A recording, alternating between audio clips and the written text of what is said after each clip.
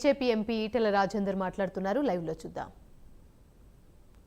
3 ఎకరాలు భూమి కలిగి ఉండి వ్యవసాయ ఆ మట్టిని నమ్ముకొని ఊరిని వదిలిపెట్టలేక ఆ వ్యవసాయ బంధాన్ని విడిచిపెట్టలేక వ్యవసాయం చేస్తున్నావు.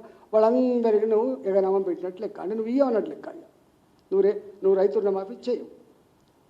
ఇవాళ అంటున్నారు ఎవరైతే ఇన్కమ్ ట్యాక్స్ పే చేస్తున్నారో వాళ్ళకు కూడా నువ్వు ఇవ్వమని అంటున్నావు. ఇన్కమ్ ట్యాక్స్ ఇవాళ పెద్ద పెద్ద కంపెనీలు మాత్రమే ఇన్కమ్ ట్యాక్స్ పే చేస్తలేవు. ఇవాళ ఇన్కమ్ ట్యాక్స్ పే చేస్తున్న ప్రభుత్వ ఉద్యోగులు, సింగరేణి కార్మికులు, రిటైర్డ్ ఉద్యోగులు, అన్నిటికంటే మిక్కిలి రైతులు కూడా అక్కడక్కడ ఇల్లు కట్టుకోవాలన్నా, ఏవో కారు కొనుక్కోవాలన్నా, కొడుకును అమెరికా పంపించాలన్నా కూడా క్రిసిల్ రేట్ల మీద మాట్లాడుతున్నారు. క్రిసిల్ రేట్స్ అని మాట్లాడుతున్నారు. అంటే బ్యాంకులలో మాకు అకౌంట్లు ఉండాలి, మాకు ఇన్కమ్ ట్యాక్స్ పే చేసినట్టు కూడా ఉండాలి అని చెప్పి వాళ్ళు కూడా ఈ మధ్య కాలంలో ఇన్కమ్ ట్యాక్స్ పే చేస్తున్నారు. 5,000 పే చేస్తారా, 10,000 పే చేస్తారా అంటే ఇన్కమ్ ట్యాక్స్ పే చేస్తున్నారనే పేట నిజమైన భూమిని నమ్ముకున్న రైతులందరికీ కూడా ఎగనామం పెట్టే ప్రయత్నం చేస్తున్నావు. దీంట్లో నేను అడుగుతున్నా రేవంత్ రెడ్డి గారిని, సరే నీ మాట చాలా స్పష్టంగా అర్థమైపోయింది. మోసం చేసే వాళ్ళని నమ్ముతారు కాబట్టి మోసం చేస్తున్నా నిన్ను నమ్ముతారు, తాత్కాలిక నమ్ముతారు.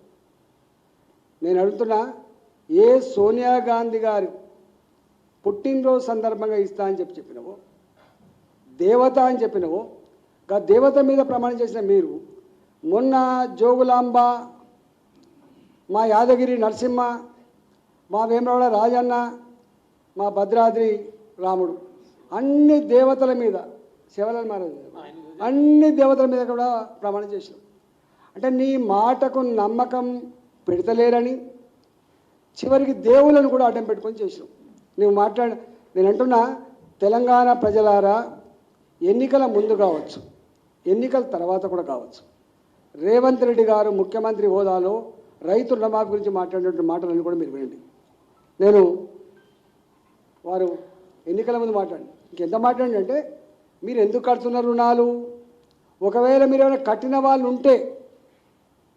ఉంటే మళ్ళీ అర్జెంటుగా బ్యాంకుకు పోయి 2 లక్షల రూపాయలు రుణం తీసుకో. ఇది రేవంత్ రెడ్డి గారు మాట్లాడండి. నిజంగానే పుసుకునే నా మాట నమ్మి కనుక తీసుకుంటే కథమైపోతుండే. చివరికి రైతులు అక్కడక్కడ రీషెడ్యూల్ చేసుకున్నారు. బ్యాడ్ ఉండద్దు, బ్యాంకుకు బ్యాడ్ అకౌంట్స్ ఉండొద్దని, రైతులు కూడా బ్యాడ్ పేరు రావద్దని చెప్పి మళ్ళీ రాబోయే కాలం రుణం పొందాలన్నా లేకపోతే ఇంకేమైనా కావాలన్నా ఆ క్రిసిల్ రేట్ తగ్గిపోద్దని చెప్పేసి రీషెడ్యూల్ చేసుకుంటారు. రీషెడ్యూల్ చేసుకున్న రైతాంగాన్ని రుణమాఫీ ఉండదు. ఎన్ని నిబంధనలకి ఒక్కదానికి రేషన్ కార్డు కానీ సగం పోయింది, ఇన్కమ్ ట్యాక్స్ కానీ ఇంకో 20% పోయింది. ఇప్పుడు రైతులు కూడా అప్పుడప్పుడు వాళ్ళ పిల్లలు ఫారెన్ పోవాలన్నా, వాళ్ళ పిల్లలు ఎక్కడైనా ఇండస్ట్రీ పెట్టుకోవాలన్నా, సొంత కాలం మీద ఏదైనా పెట్టుకోవాలంటే, రుణానికి పోవాలంటే పాత రుణం కట్టకుండా కొత్త రుణం ఇయ్యము. అట్లా కూడా కట్టింది వాళ్ళు. అంటే రైతులు వాళ్ళ అవసరాల కోసం కట్టిన రుణాలు ఉంటే కూడా నువ్వు పైసలు ఇవ్వవు, రీషెడ్యూల్ చేసుకున్నా కూడా పైసలు ఇవ్వవు. ఒక్క మాటలో చెప్పాలంటే నాకు తెలిసి 34,000 కోట్ల రూపాయల రుణమాఫీ చేస్తానటువంటి రేవంత్ రెడ్డి గారు, అన్కండిషనల్గా ఒకేసారి చేస్తానటువంటి రేవంత్ రెడ్డి గారు ఇవాళ ఈ మొత్తం నిబంధనల పేట అల్లికి అల్లి సున్నకు సున్నా, therefore 0. అంటే నువ్వు ఇయ్యవిగా. తెలంగాణ రైతులారా ఆలోచించమని చెప్పుకుంటా. ఇదే తెలంగాణ రైతాంగానికి ఇంకో కొన్ని హామీలు ఇచ్చిండు. ఎంత మోసం చూడండి. 7 నెలలు కాకముందే 7 రకాల అవతారాలు ఎత్తుతాడు ప్రజల్ని.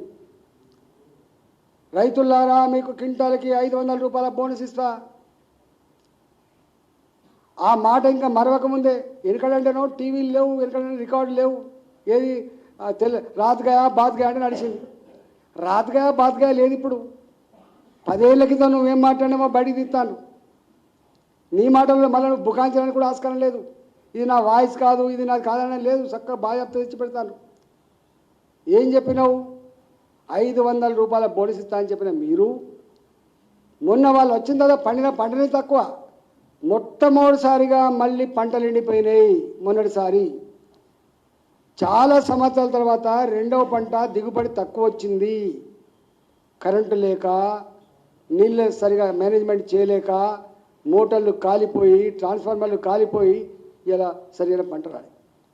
గా పంటకు కూడా 500 రూపాయలు ఇచ్చేటువంటి దమ్ము నీకు లేదు. ఏం చెప్పినావు? గా పంటకు కూడా సన్న వడ్లకు మాత్రమే ఇస్తాం, దొడ్డు వడ్లకి ఇయ్యం. నీకు తెలుసా? అసలు తెలంగాణ రైతులకు తెలుస్తుంది, ఎండాకాలం పంట 90% దొడ్డు వడ్లు తప్ప సన్న వడ్లు పండించే ప్రసక్తి లేదు.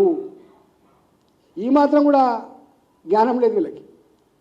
వర్షాకాలం పంటలో మాత్రమే 5 నెలల పంటలు, 4.5 నెలల పంటలు, 5.5 నెలల పంటలు అయితే తప్ప ఎండాకాలంలో మాత్రం 10 దొడ్డు వడ్లే పండిస్తారు. 4 నెలల పంట వేసుకుంటే తప్ప, ఎందుకంటే రాళ్ళ వాన వస్తుందని, నీళ్ళు అందాయని చెప్పి తక్కువ డ్యూరేషన్ పంటలు వేస్తారు. మొన్న వాళ్ళ గవర్నమెంట్ వచ్చింది డిసెంబర్లో, అంటే రెండవ పంటనే వీళ్ళు కొంటారు.